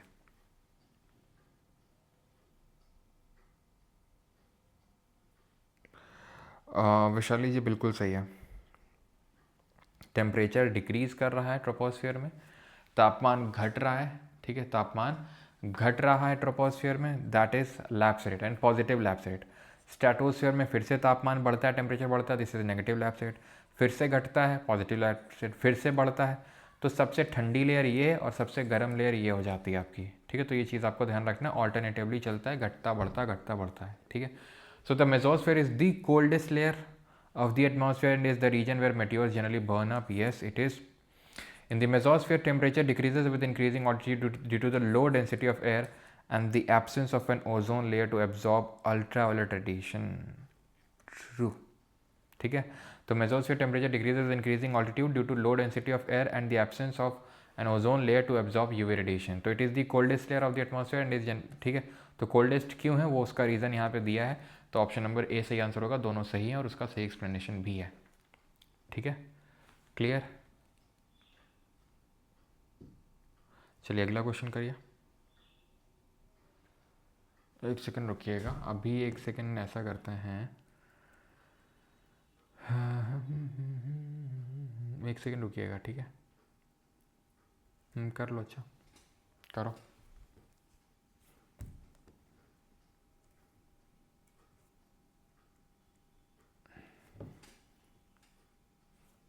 ये हिंदी में रहा। Insolation received on Earth is generally higher during the aphelion compare to perihelion. अब perihelion मतलब पास में है, यानी जो अर्थ है वो सन के पास में है, तो इस केस में जो इंसोलेशन होगा वो ज़्यादा होगा as compare to aphelion. So insolation received on earth is generally high during the aphelion, wrong, क्योंकि पेरीहीलियन में पास होता है। और कितना डिस्टेंस होता है ये होता है 147 मिलियन किलोमीटर्स। वहीं एपीहीलियन की बात करेंगे तो 152 मिलियन किलोमीटर्स होता है। The equator receives less insolation than the tropics due to the presence of higher number of clouds over the equator region. बिल्कुल सही है। इक्वेटर जो होता है ना, इक्वेटर पे भले आपको लग रहा है कि ये एकदम बीचों बीच है, लेकिन यहाँ पर इंसोलेशन कम मिलता है, क्योंकि यहाँ पर क्लाउड भी बहुत ज़्यादा होते हैं। तो क्लाउड होते हैं तो क्या होता है, क्लाउड होता है तो उतना सनलाइट नहीं आ पाता है। अच्छा एक चीज़ बताओ, तापमान जो व्युत्क्रमण होता है, जो टेम्परेचर इन्वर्जन होता है, वो क्या होता है? Temperature inversion. टेम्परेचर इन्वर्जन का मतलब है कि ट्रोपोस्फियर में ऊपर जाने में टेम्परेचर घटे नहीं, बढ़ जाए। ऐसा कब होता है? उसके लिए जो फेवरेबल कंडीशंस हैं, ज़रा बताइए 3 फेवरेबल कंडीशंस क्या हैं? Areas like deserts receive the maximum amount of insolation primarily due to the low albedo of the sand and soil. Yes, ये भी सही है, आंसर 2 एंड 3 होगा। अल्बीडो क्या होता है? सॉरी, तो अल्बीडो होता है जो इंसोलेशन रिफ्लेक्ट हो रहा है, कहाँ से कितना रिफ्लेक्ट होता है उसको बोलते हैं अल्बीडो। जैसे कि अगर हम बात करें जो फ्रेशली प्रिपेयर्ड स्नो होती है, जो बर्फ़ होती है, उसका अल्बीडो सबसे हाईएस्ट होता है स्नो की अगर बात करें। टेम्परेचर इन्वर्जन के लिए पहली चीज़ तो ये है, लॉन्ग विंटर नाइट चाहिए, ठीक है, लॉन्ग विंटर नाइट चाहिए। दूसरा क्या चाहिए, लॉन्ग विंटर नाइट के अलावा अगर हम बात करेंगे तो लॉन्ग विंटर नाइट चाहिए प्लस लो टर्बुलेंस चाहिए, यानी कि विंड ना चल रही हो, हवा ना चल रही हो। ओके, ठीक है, लॉन्ग विंटर नाइट, लो टर्बुलेंस होना चाहिए एंड क्लाउडलेस होना चाहिए, क्लीन स्काई होना चाहिए, क्योंकि अगर क्लाउड्स होंगे तो हीट को रिफ्लेक्ट बैक कर देगा वो वापस, तो टेम्परेचर इन्वर्जन नहीं हो पाएगा। जनरली ये सर्दियों में देखने को मिलता है और ध्रुवीय क्षेत्रों में, पोलर एरियाज में ज़्यादा देखने को मिलता है। And it leads to stability of atmosphere. Stability का मतलब होता है क्लीन एनवायरनमेंट, जहाँ पर बादल वादल ज़्यादा ना हो, जहाँ पे बारिश वगैरह ज़्यादा ना हो, that is called as stability in the geography में। अगर स्टेबिलिटी का मतलब यही होता है। यस, असफाल्ट का जो अल्बीडो होगा वो लोवेस्ट होता है। अच्छा, किन क्लाउड्स का हाईएस्ट अल्बीडो होता है?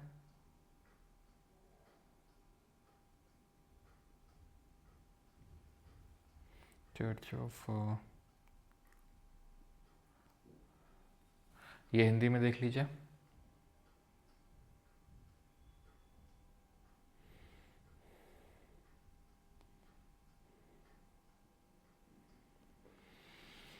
Okay, so saline water constitutes approximately 97% of the total global water, with the remaining 3% being fresh water. True.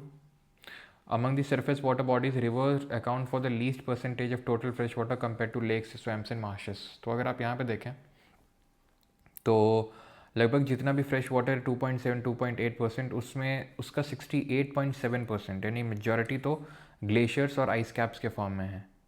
68.7%, बच गया 30% वो ग्राउंड वाटर के फॉर्म में है। ओके, देन सरफेस और अदर फ्रेश वाटर। तो आपको ध्यान रखना है, सबसे ज़्यादा फ्रेश वाटर तो आइस कैप्स एंड ग्लेशियर्स में, देन ग्राउंड वाटर में, एंड देन सरफेस वाटर में बात करेंगे तो आपका जो पर्माफ्रॉस्ट है, यानी कि जो जमी हुई बर्फ़ है, वो लेक्स आ जाता है, देन टू 20.9%। ठीक है, यहाँ पर क्वेश्चन क्या लिख रहा है? क्वेश्चन लिख रहा है ground water hold the largest proportion of the total fresh water making approximately. तो बिल्कुल गलत होगा ना ये, क्योंकि ये ग्लेशियर में आता है भाई, ग्राउंड वाटर नहीं। ग्लेशियर 68.7% होल्ड करता है। गलत गलत, पहला सही है। Among the surface water bodies, river account for the least percentage. River में कम है as compare to lakes and, आप देखो ना लिखा हुआ है रिवर्स में कम है as compare to lakes and swamps and marshes. कितना है? 2.6%। रिवर में कितना? 0.49%। तो सही हुआ ना ये, option number A 1 and 2 only. तो ये ऑर्डर ध्यान रखना, परसेंटेज आप सिर्फ ग्लेशियर एंड आइस कैप का और ग्राउंड वाटर का ध्यान रखो, 68.7% और 30.1%। बाकी का बस थोड़ा सा ऑर्डर ध्यान रखो, glacier, ice cap, then ground water, then surface water. Surface water में अगर बात करेंगे तो आपका परमाफ्रॉस्ट आ जाएगा, जो जमी हुई ये बर्फ़ है नीचे ज़मीन में वो। देन लेक्स आ जाएंगे, ठीक है, लेक्स, लेक्स के बाद स्वैम्स एंड मार्शेस, देन आपका ये रिवर्स आएगा, या फिर हम बोल सकते हैं लेक्स के बाद एटमॉस्फेयर आएगा, एटमॉस्फेयर के बाद स्वैम्स एंड मार्शेस, और रिवर सबसे आखिर में आएगा आपका। ऑल राइट, अगला क्वेश्चन करिए।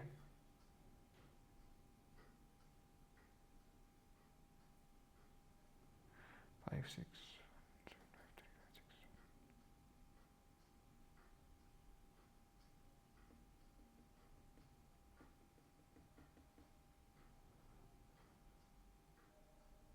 चलो, सो ये रहा आपका हिंदी में question. The Earth's surface at the and the layer of air nearest to it heat up primarily through conduction.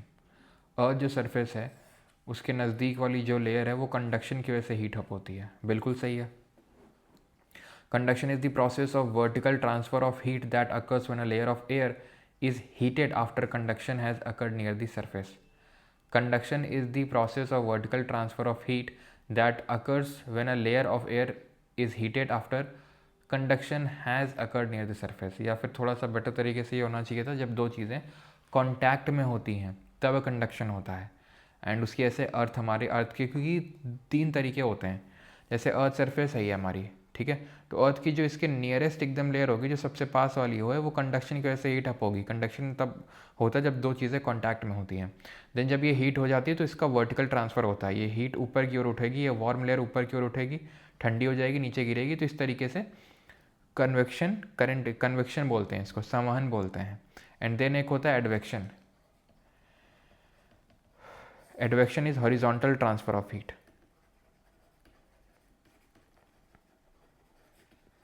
Horizontal transfer of heat होता है ये एडवेक्शन। जैसे कि लू जो चलती है गर्मियों के टाइम पे, it is a result of advection. तो ये चीज़ आपको ध्यान रखनी है। ऑलराइट, तो यहाँ पर अगर बात करेंगे कि इसका सही आंसर क्या होगा, तो the earth surface and the layer of air nearest to heat, ये तो सही है। Conduction is the process of vertical transfer of heat that occurs when a layer of air is heated after conduction has occurred near the surface. बिल्कुल सही है, ठीक है, बिल्कुल सही है। तो आंसर यहाँ पे, और अगर हम देखें तो सही एक्सप्लेनेशन भी है, तो ऑप्शन नंबर ए होगा, ठीक है। कंडक्शन को डिफाइन किया जा रहा है, बिल्कुल डिफाइन किया जा रहा है, लेकिन ऐसे ही तो अर्थ सरफेस भी हीट अप होती है ना जब कंडक्शन होता है नियर द सरफेस में। अगला करिए।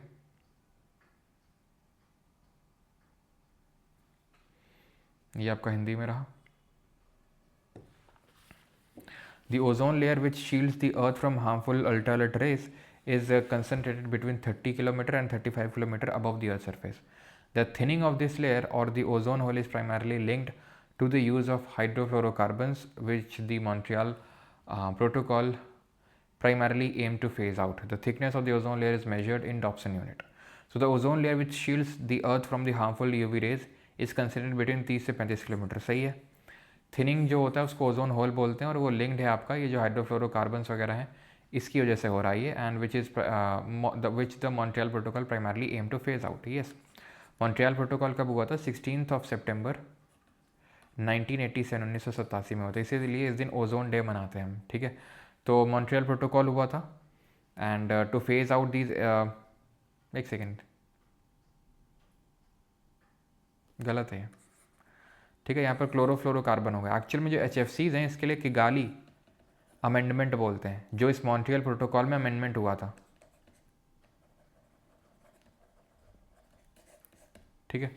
किगाली अमेंडमेंट हुआ था भाई, उसमें रवांडा की कैपिटल किगाली, ठीक है, वहाँ पे ये हुआ था, तो इसलिए दूसरा गलत हो जाएगा आपका।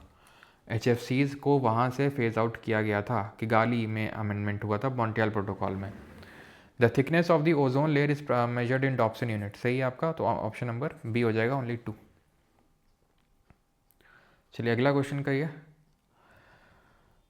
विच pair of condensation forms is correctly differentiated based on their characteristics as per the text? Dew, fog, frost या फिर फॉग? ये रहा हिंदी में।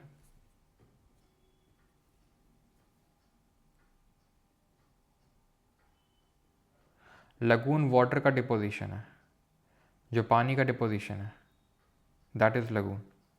ओके, चलो, तो अगर यहाँ बात करें due, forms on solid surface, Frost, deposition of white crystals. ये भी सॉलिड सरफेस में बनता है, ये भी सॉलिड सरफेस में ही बनता है। अंतर ये होता है कि फ्रॉस्ट तब बनता है when the due point is below the freezing point, is below freezing point, ठीक है। ड्यू पॉइंट क्या होता है? वो पॉइंट जहाँ पर एयर सैचुरेट कर जाती है, मतलब वो और ज़्यादा इससे मॉइस्चर होल्ड नहीं कर सकती है, इससे ज़्यादा मॉइस्चर होल्ड नहीं कर सकती है, तो वो जो वाटर वेपर है, जो गैस है, वो लिक्विड के फॉर्म में कंडेंस हो जाएगी। कंडेंसेशन का मतलब ये होता है from gas to liquid. Okay, so पहला वाला आपका पूछ रहा है correctly differentiated based on their characteristics. Okay, ठीक है, रुक जाओ अभी। Fog involve smaller particles than mist. देखो, मिस्ट में मॉइस्चर ज़्यादा होता है, मिस्ट में मैं बात करूँ मॉइस्चर ज़्यादा है, मॉइस्चर ज़्यादा है, और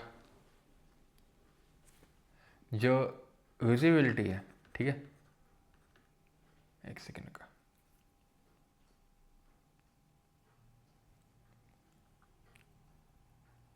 ठीक है।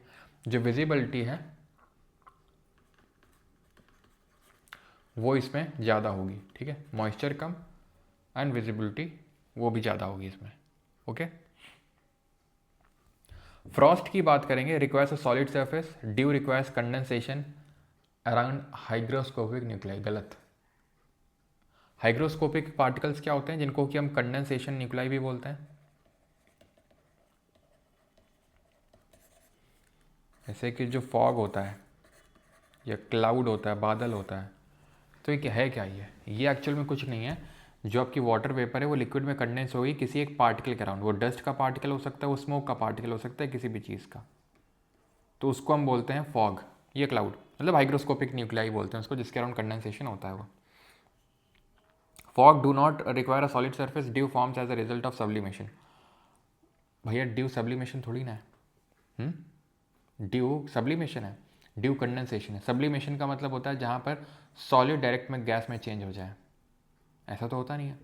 ड्यू क्या होता है, जो रात में भाई ओस पड़ती है, जो सुबह हमें दिखती है सॉलिड सरफेस में, जैसे पत्तियाँ हो गई उसमें दिख गई, या कार की विंडशील्ड हो गई उसमें दिख गई, क्यों? या फिर जो जैसे हम ग्लास में गर्मियों में आपने देखा होगा कोल्ड ड्रिंक आप डालते हो, तो कोल्ड ड्रिंक डालते ही या फिर ठंडा पानी डालते ही यहाँ पर वो ड्रॉपलेट जम जाती हैं, it is kind of due. वो ड्यू की तरीके हैं, सॉलिड सरफेस में कंडेंसेशन हो गया, जो एयर है उसका कंडेंसेशन हो गया। तो ड्यू, देखो संघनन के डिफरेंट टाइप्स होते हैं, जैसे कंडेंसेशन ये हो गया आपका, फॉग, क्लाउड, ड्यू, ठीक है, फ्रॉस्ट, ये सब क्या है, फॉर्म्स ऑफ कंडेंसेशन है। These all are forms of condensation. अब अंतर ये होता है, जैसे फॉर एग्जांपल अगर मैं बात करूँ फ्रॉस्ट में, तो फ्रॉस्ट में इन सब में अगर मैं बात करूँ तो जो ड्यू पॉइंट है वो ग्रेटर है फ्रीजिंग पॉइंट से। फ्रीजिंग पॉइंट कितना होता है, 0 डिग्री सेल्सियस। तो यानी कि एयर सैचुरेट कर रही है 1 2 3 4 5 6 7 8 डिग्री सेल्सियस पे, ऐसे पे।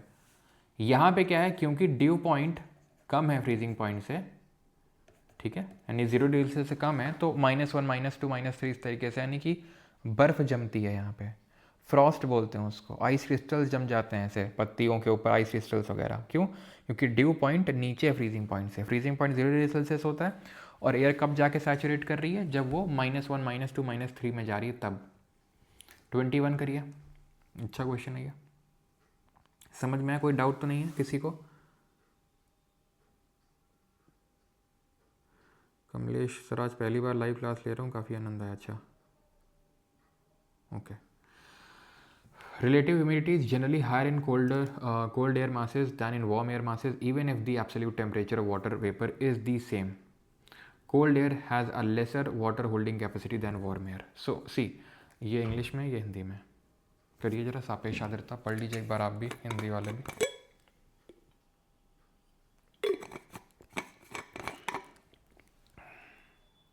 देखो, रिलेटिव ह्यूमिडिटी यहीं पर लिख देता हूँ मैं। रिलेटिव ह्यूमिडिटी होती क्या है, absolute humidity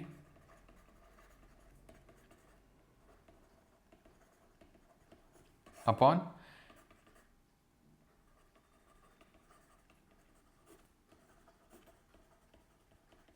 humidity capacity into 100। ध्यान समझना, एब्सोल्यूट ह्यूमिडिटी का मतलब होता है कि एयर की कितनी, एयर ने कितना मॉइस्चर होल्ड करके रखा हुआ है, उसके पास कितना मॉइस्चर है। ह्यूमिडिटी कैपेसिटी का मतलब उसकी औकात कितनी, उसकी क्षमता कितनी होल्ड करने की, कितना कर रखा है और कितनी औकात है। अब बोल रहा है कि जो कोल्ड एयर मास है ना, उसका RH ज़्यादा होता है गर्म वाली से, क्योंकि जबकि absolute amount of water is the same, यानी absolute amount of water same है, जितना मॉइस्चर उन्होंने होल्ड करके रखा है, पानी होल्ड करके रखा है, वो सेम है दोनों केस में, सेम है दोनों केस में, ठीक है। तो जिसका ह्यूमिडिटी कैपेसिटी कम होगा उसका रिलेटिव ह्यूमिडिटी ज़्यादा होगा, सिंपल मैथ है। तो ह्यूमिडिटी कैपेसिटी यानी क्षमता किसकी होती है मॉइस्चर होल्ड कम करने की, ठंडी वाली की क्षमता कम होती है मॉइस्चर होल्ड करने की, तभी वो ज़्यादा बारिश भी नहीं करवा पाती है, क्योंकि क्षमता कम होती है। तो रिलेटिव ह्यूमिडिटी की अगर बात करेंगे तो ऑब्वियस बात है हायर होगा। Colder air has a lesser water holding capacity, reason भी से मतलब सही असर्शन को एक्सप्लेन कर रहा है कि नहीं? सही एक्सप्लेनेशन बताइए, क्यों? चलो अगला करो। Which of the following high level cloud is correctly described by its characteristic but does not cause rain? Characteristic सही है और वो रेन भी, बारिश भी नहीं करता है. Cumulonimbus extensive vertical development with an anvil top, बिल्कुल सही है. लेकिन बारिश क्या, भयंकर बारिश करता है, आंधी तूफान के साथ बारिश करता है ये. और वहाँ पर क्या लिखा हुआ है क्वेश्चन में, ये हिंदी में देख लीजिए आप सभी लोग जो हिंदी मीडियम के हैं, उसमें क्या लिखा हुआ है, डज नॉट कॉज रेन. भाई ये सब बहुत थंडर स्टॉर्म करता है, बिजली गड़गड़ाएगी, सब कुछ, बहुत भयंकर बारिश होती है. निम्बस में तो ऑब्वियस सी बात है, निम्बो का मतलब ही होता है रेन बियरिंग. लो लेवल है, ये सही है. ब्लैक डार्क ग्रे, ये सही है. ओपेक है सनलाइट को आने देते, ये सब सही है, लेकिन does not cause rain. Status layered हो, स्टेटा में होते हैं, लेयर के फॉर्म में होते हैं. फ्लैट बेस होता है, नो भैया नो. फ्लैट बेस तो क्यूमुलस का होता है. ठीक है, आंसर होगा यहाँ पे सिरस, क्योंकि सिरस हाई ऑल्टीट्यूड होता है फेदरी अपीयरेंस के साथ, और ये बारिश नहीं करता है ये. ठीक है, सिरस में आपको आइस क्रिस्टल्स देखने को मिलते हैं. ठीक है, आइस क्रिस्टल्स होते हैं. देन क्यूमुलोनिम्बस वो क्लाउड होते हैं जिनका एक्सटेंसिव वर्टिकल डेवलपमेंट होता है. एनुअल टॉप मतलब इस तरीके से होता है, यहाँ पर अच्छे से दिखाया नहीं गया है. एनुअल टॉप कुछ इस तरीके से होता है वो. ठीक है, इस तरीके से एनुअल टॉप होता है. तो क्यूमुलोनिम्बस एक्सटेंसिव वर्टिकल डेवलपमेंट होता है. जब चक्रवात आता है, जब साइक्लोन आता है, तो वहाँ पर ये आपका बनता है क्यूमुलोनिम्बस. स्ट्रेटस जो होते हैं वो लेयर्ड क्लाउड्स होते हैं, वो लेयर के फॉर्म में होते हैं वो. ठीक है, ये भी लो लेवल होते हैं. निम्बस और स्टेटस ये लो लेवल है. देन बीच में क्यूमुलस आते हैं. क्यूमुलस यहाँ बना नहीं हुआ, क्यूमुलस फेदरी अपीयरेंस का होता है, कुछ इस तरीके का जो यहाँ पर दिखाया गया है. इसका फ्लैट बेस होता है, यहाँ पे मैं लिख देता हूँ. ओके, जो क्यूमुलस होता है उसका फ्लैट बेस होता है. एंड कॉटन वूल या फिर जो कॉलीफ्लावर शेप्ड होता है ये, मतलब कुछ फ्लैट बेस और इस तरीके का होता है. फेदरी अपीयरेंस होता है सिरस का, निम्बस, और ये सिरस जो होता है ये हाई लेवल क्लाउड है. ठीक है, हाई लेवल क्लाउड है. क्यूमुलस की अगर बात करेंगे तो क्यूमुलस आपका मिड लेवल है. मैं बोल सकता हूँ कि लगभग क्यूमुलस जो मिलेगा वो 4 से 7 किलोमीटर की हाइट पे मिलेगा. 8 किलोमीटर से ऊपर आपको सिरस मिलेगा, और 4 से नीचे आपको मिलेगा निम्बस और स्टेटस. ठीक है, क्लियर इतनी चीज़. ऑल राइट, अगला क्वेश्चन करिए. और एक चीज़ ध्यान रखना, अगर मिक्सचर कभी पूछ ले, तो मिक्सचर अगर कभी पूछ ले तो अगर किसी क्लाउड में निम्बो वर्ड अटैच्ड है तो वो लो लेवल होगा. ठीक, अगर किसी क्लाउड में ऑल्टो वर्ड अटैच्ड है तो वो आपका मिड लेवल होगा. ठीक, और अगर किसी वर्ड में सिरो वर्ड अटैच्ड है तो ये आपका हाई लेवल होगा. ठीक है, ये चीज़ आपको ध्यान रखना है, निम्बो, ऑल्टो और cirro. Consider the following statement about the rain shadow region. Rain shadow region के बारे में यहाँ पे स्टेटमेंट दिए हुए हैं, ये पढ़िए और हिंदी में पढ़िए, आंसर दीजिए.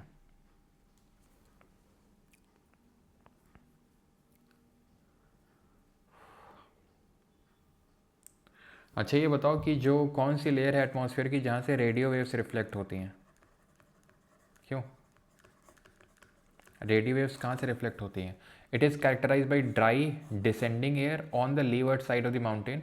The orographic type of rainfall is responsible for the formation of the rain shadow region, and the air on the windward side is moist and rising which causes. तीनों सही हैं. ठीक है, तो आंसर क्या होगा? All three. कैसे? तो वार्म मॉइस्ट एयर जो होती है असेंड करती है, चढ़ती है वो. ठीक है, चढ़ती है. जब चढ़ेगी ऊपर की ओर जाएगी तो ऊपर जाने में टेम्परेचर कम होता है. अब जब टेम्परेचर कम होगा, जब तापमान घटेगा, मॉइस्चर तो उसमें उतना ही है. जब तापमान घटेगा तो उसकी ह्यूमिडिटी कैपेसिटी कम हो रही है, क्षमता कम हो रही है. क्यों? क्योंकि वो ठंडी हो रही है, और ठंडी हवा की क्षमता होती है कम, तो रिलेटिव ह्यूमिडिटी बढ़ती जाएगी. ह्यूमिडिटी कैपेसिटी होगी कम और रिलेटिव ह्यूमिडिटी बढ़ती जाएगी. और जब वो बढ़ती जाएगी रिलेटिव ह्यूमिडिटी, तो क्या होगा? बारिश होने के चांसेस ज़्यादा होते हैं. ठीक है, जब RH ज़्यादा होता है तो बारिश होने के चांस ज़्यादा होते हैं. ठीक है, बिल्कुल सही है सभी का. थर्मोस्फीयर और आयनोस्फीयर में रिफ्लेक्ट होते हैं. ठीक है, आयनोस्फीयर जिसको थर्मोस्फीयर भी बोलते हैं, बिकॉज यहाँ आयंस देखने को मिलते हैं. तो इसको विंडवर्ड साइड बोलते हैं, क्योंकि यहाँ बारिश हो जाएगी, क्योंकि वो ड्यू पॉइंट रीच कर जाएगी, नहीं सैचुरेट हो जाएगी एयर, और अब उससे ज़्यादा वो मॉइस्चर होल्ड नहीं कर सकती, बारिश कर देगी. विंडवर्ड साइड बोलते हैं. और ये यहाँ पर क्योंकि अब ये जो हवा है ठंडी हो गई, इसके पास मॉइस्चर तो बचा नहीं, क्योंकि सारी मॉइस्चर तो बारिश तो हो गई, तो यहाँ पे क्या होगा? उतनी बारिश नहीं होगी, और इसको बोलते हैं ऑफशोर या फिर लीवर्ड साइड, छाया क्षेत्र बोलते हैं। This is your windward side, जहाँ बारिश होती है और जहाँ नहीं होती इसको लीवर्ड साइड बोलते हैं। ये चीज़ आपको पता होना चाहिए। ओरो का मतलब होता है माउंटेन, तो ओरोग्राफिक रेनफॉल या रिलीफ रेनफॉल भी बोलते हैं, पर्वतीय वर्षा। ठीक है, ओरोग्राफिक रेनफॉल या फिर रिलीफ रेनफॉल, दोनों वही हैं आपके। Okay, clear. हमेशा ध्यान रखना, एनाबैटिक विंड वो होती है जो चढ़ती है और कैटाबैटिक वो होती है जो उतरती है। अगला करिए, which of the following statement correctly compares the concentration of the two most important minor atmospheric gases in the troposphere. Hindi में ये रहा आपका।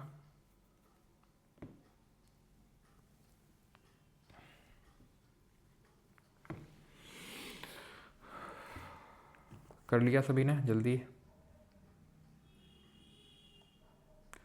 साक्षी Bansal ji, Pune, yes, Pune rain shadow में आता है। जैसे मुंबई आपका विंडवर्ड साइड में आता है, जैसे मैंगलोर विंडवर्ड साइड में आता है, लेकिन बैंगलोर वो आपका लीवर्ड साइड में आता है।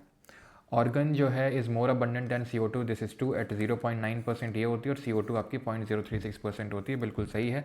जो नाइट्रोजन होती है वो 78% होगी। ठीक है, ऑर्गन 0.9%, CO2 0.036% होती है। ठीक है, और ठीक है, ये हिंदी में आपका क्वेश्चन आई थिंक देख लिया होगा सभी ने। ठीक है, तो नाइट्रोजन हो गया, oxygen 21%, organ 0.9%, CO2 0.036, neon 0.00182, helium.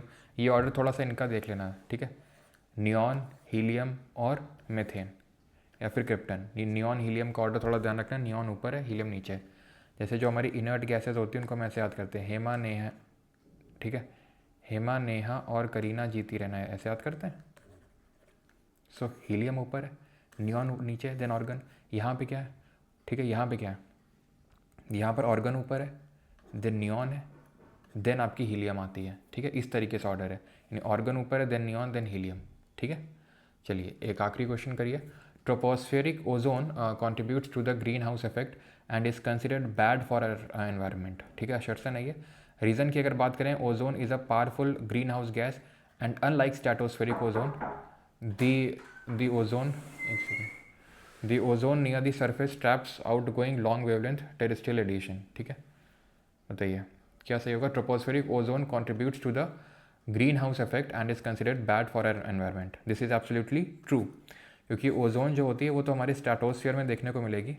ठीक है, स्ट्रेटोस्फीयर में देखने को मिलेगी, समताप मंडल में, और 30 to 35 किलोमीटर की जो हाइट होती है वहाँ पे देखने को मिलेगी। 16 सितंबर को हम ओजोन डे सेलिब्रेट करते हैं, और ये काम इसका क्या है? इसका काम है हार्मफुल अल्ट्रावायलेट रेज को जो है ब्लॉक करना, जो हार्मफुल यूवी रेज है। अब यूवी जो भी रेज हैं ये 3 तरीके के होती हैं, यूवी ए होती है, यूवी बी होती है, यूवी सी होती है। जो यूवी सी होती है उसको ये ब्लॉक करता है ओजोन, जो सबसे हार्मफुल होती हैं। यूवी ए और बी फिर भी आ जाती हैं ये। ठीक है, तो ये तो बहुत अच्छी है हमारे लिए, लेकिन अगर यही ट्रोपोस्फियर में आ जाए, क्षोभमंडल में आ जाए, तो वो हमारे लिए काफ़ी बेकार हो जाएगी। ठीक है, तो हमारे लिए काफ़ी बेकार हो जाएगी। तो पहला तो सही है कि tropospheric ozone contributes to the greenhouse effect. क्यों? क्योंकि ये ग्रीन हाउस गैस भी है। स्ट्रेटोस्फेयर में तो बिल्कुल सही है, कोई दिक्कत नहीं है, लेकिन अगर ये आ गई यहाँ पे तो ग्रीन हाउस गैस है। ग्रीन हाउस गैस कौन सी गैस होती है? जो इंसोलेशन के लिए तो ट्रांसपेरेंट होती हैं, लेकिन जो टेरेस्ट्रियल रेडिएशन होता है उसके लिए ओपेक होती हैं, यानी उसको क्या कर लेती हैं? उसको वो ब्लॉक कर देती हैं। ठीक है, उसको वो पूरी तरीके से ब्लॉक कर देती हैं। तो वो, और हमारा जो एटमॉस्फेयर है इसी वजह से हीटअप होता है। आपको पता होगा जो हमारा एटमॉस्फेयर है, हमारी अर्थ सरफेस नहीं, उसके अराउंड जो एटमॉस्फेयर है वो किस वजह से हीटअप होता है? इंसोलेशन नहीं, टेरेस्ट्रियल रेडिएशन की वजह से हीटअप होता है, यानी कि जो लॉन्ग वेवलेंथ है उसकी वजह से हीटअप होता है, जिसकी वजह से हमारा एटमॉस्फेयर गर्म होता है, उसी वजह से ऊपर जाने में टेम्परेचर डिक्रीज भी करता है। Ozone is a powerful greenhouse gas and unlike stratospheric ozone the ozone near the surface traps outgoing long wavelength terrestrial radiation. तो ये आपका सही है, और एक्सप्लेन भी सही कर रहा है कि क्यों वो ग्रीन हाउस गैस है आपकी। ठीक है, ऑप्शन नंबर ए यहाँ पे सही आंसर होगा। ओके, ये एक और क्वेश्चन करिए। Which of the following best describes the process of cloud seeding as mention in the context of water in the atmosphere? बताइए, ये हिंदी में क्वेश्चन है। क्लाउड सीडिंग क्या होता है? तो जब बारिश नहीं हो रही होती है तो क्लाउड सीडिंग करवाई जाती है। क्यों? क्योंकि अभी हमने देखा कि वाटर वेपर को कोई तो हाइग्रोस्कोपिक न्यूक्लियाई चाहिए सो दैट कि वो कंडेंस हो सके और तब भी बारिश होगी। अब सोचो कि अगर वाटर वेपर तो खूब ढेर सारा है लेकिन उसको कोई हाइग्रोस्कोपिक न्यूक्लियाई या कंडेंसेशन न्यूक्लियाई नहीं मिल रहा है, तो फिर वो किसके अराउंड कंडेंस होगा? तो क्या किया जाता है कि हेलीकॉप्टर के वगैरह के थ्रू ये क्लाउड सीडिंग कर दी जाती है, जहाँ पर पार्टिकल्स छिड़क दिए जाते हैं सिल्वर आयोडाइड वगैरह के। तो ये क्या है कि ये हाइग्रोस्कोपिक न्यूक्लियाई के तौर पर एक्ट करते हैं, जिनके अराउंड कंडेंसेशन हो जाता है और फिर बारिश होती है।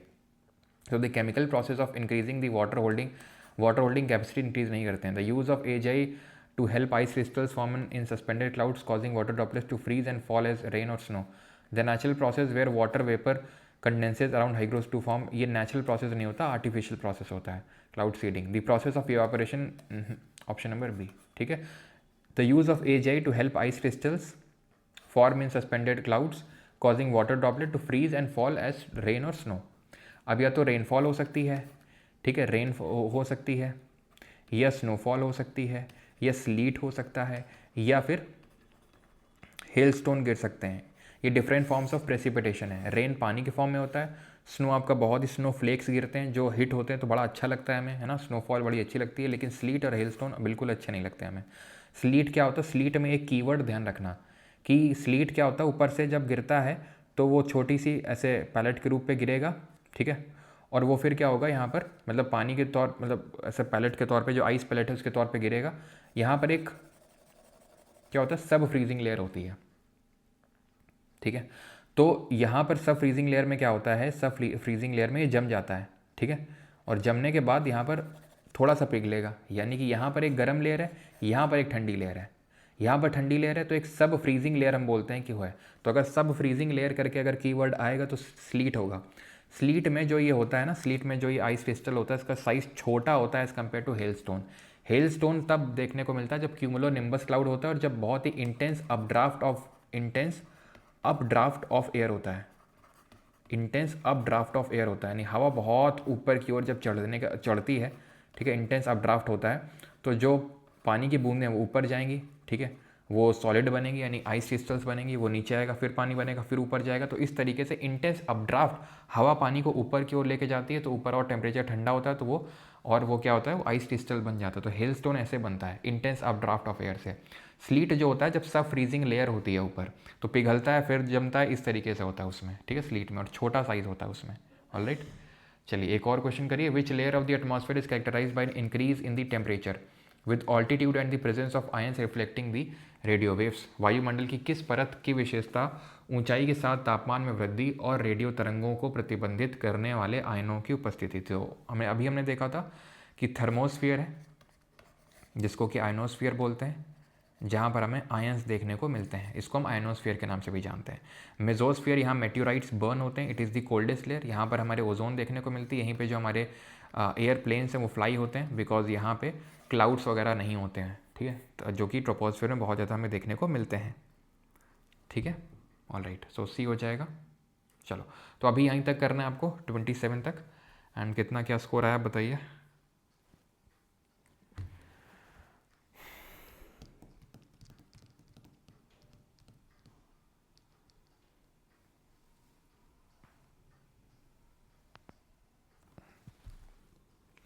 कारमान लाइन जो होती है, कारमान लाइन अगर बात करेंगे वो 100 किलोमीटर के बियॉन्ड होती है कारमान लाइन।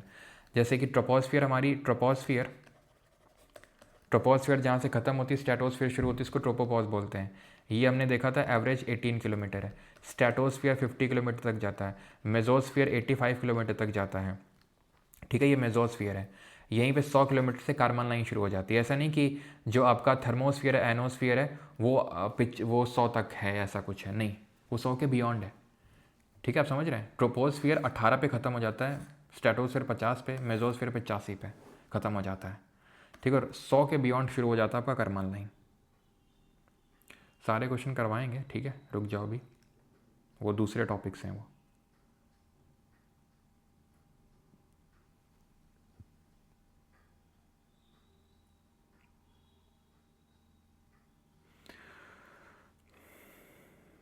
थर्मोस्फियर आपका लगभग आप बोल सकते हो कि 500 किलोमीटर तक जाता ही है, ठीक है,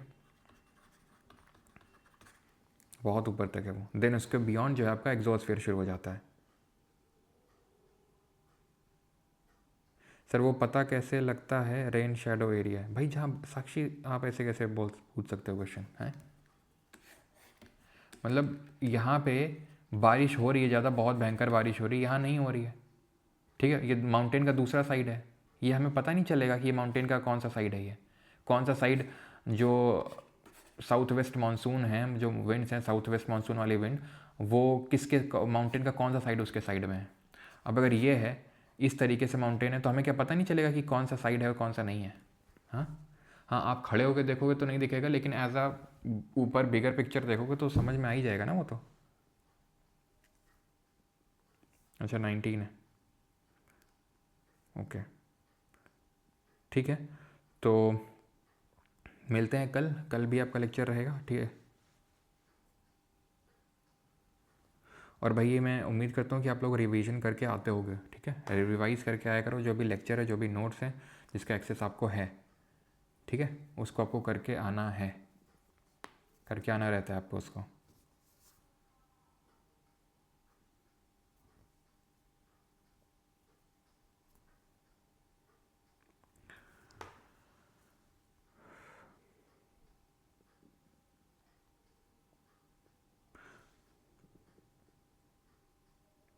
बट आपका इरोजनल लैंडफॉर्म है, इरोजन से बनता है वो आपका, काइंड ऑफ। जैसे याद है आपको विंड की वजह से एक इंसेलबर्ग बनता है, इंसेलबर्ग आपने पढ़ा होगा, इंसेलबर्ग, या फिर जिसको मोनाड नॉक बोलते हैं, मोनाड मोनाड नॉक, वो ऐसा होता है, राउंडेड हिल टाइप होता है, वो टॉर नहीं होता है, टॉर अलग होता है। टॉर भी राउंडेड हिल होता है, जो वेदरिंग की वजह से बनता है। पहले एक्सफोलेटेड डोम बनेगा, और छोटा होगा और छोटा होगा, टॉर बनेगा। ये आपका डेजर्ट में बनता है इस तरीके से, उसको बोलते हैं इंसेलबर्ग या मोनाडनॉक। और जो पूरा मैदान बनता है उसको बोलते हैं pediplain, pediplain erosional landform of wind होता है। और इरोजनल लैंडफॉर्म ऑफ इसी तरीके से रिवर होता है, उसको बोलते हैं पेनी प्लेन, पानी की वजह से जो प्लेन क्रिएट होता है वो, ओके। 23rd में लीवर्ड साइड पूछा है।